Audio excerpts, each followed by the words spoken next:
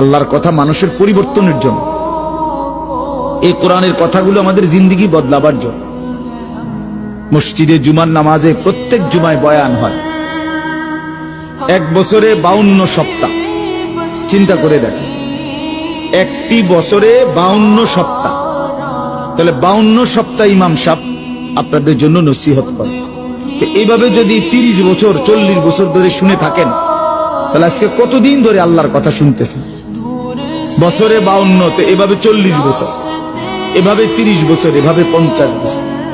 অথচ এত লম্বা সময় আল্লাহর কথা শুনবার পরেও এখনো মিথ্যা বলা ছাড়তে পারলেন না।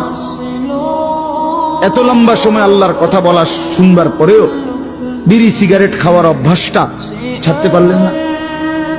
এত লম্বা সময় আল্লাহর কথা শুনবার পরেও চা দোকানের আড্ডা বন্ধ করতে পারলেন না।